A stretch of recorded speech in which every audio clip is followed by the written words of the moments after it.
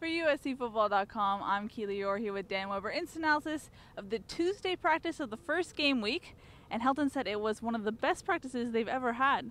Yeah, and by the end of the his post-practice presser, he edited his remarks and said it was the best practice. So he really liked the practice. He kind of, and you kind of believe him. If all you guys out there were interested, well, how are they doing coming into game week? He said he was just as interested to see if they, where they were and how they were, and he said they're really ready to play. Sam Darnold echoed that by saying, he agrees with Clay that their body clocks were, 4 weeks time to play a game last Saturday. And he said, we were really ready to play last Saturday. He said, we're just so ready to play. And T. Martin, everybody's, on that theme.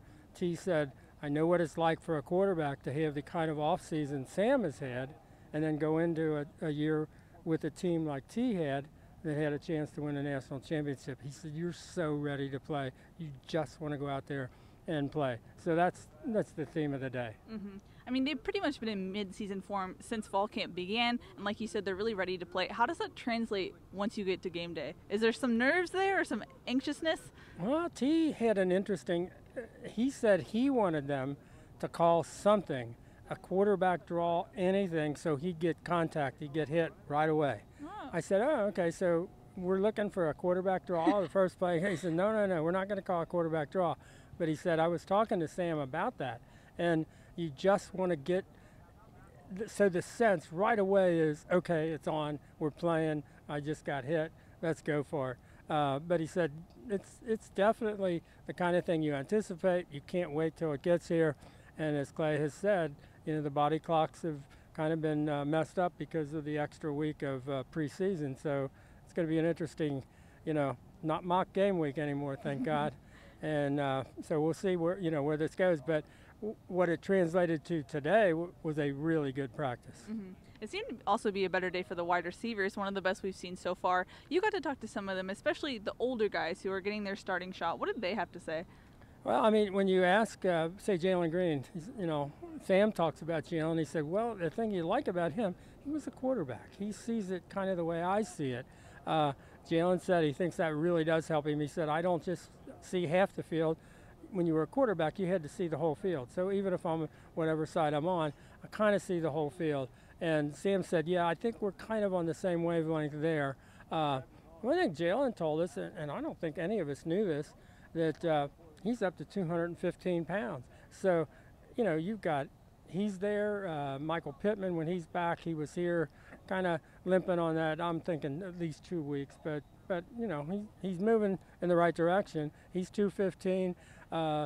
Joseph Lewis is 215. Joshua Mater baby is almost there. So, they may not have the 6'5" guys other than Michael was close, but they got some big strong guys. And Jalen said I can't believe it. He said I've been just been working and lifting and doing all those things, but he said I'm 215 pounds now. Mm-hmm. As far as injury updates go, we saw Michael Pittman kind of graduate from a boot to an ankle brace, and then Daniel Imatorbhebhe got first-team reps today. Helton said that they're going to have to wait and see how much he'll be able to do, if he'll be able to do anything on Saturday. Yeah, I think he's a flip a coin. I mean, he's still kind of dragging that leg a little bit. I mean, they don't need him. You don't know, do you want to, run him out there for the very first time against Stanford or not? He just, he's not there yet. There's no question about it.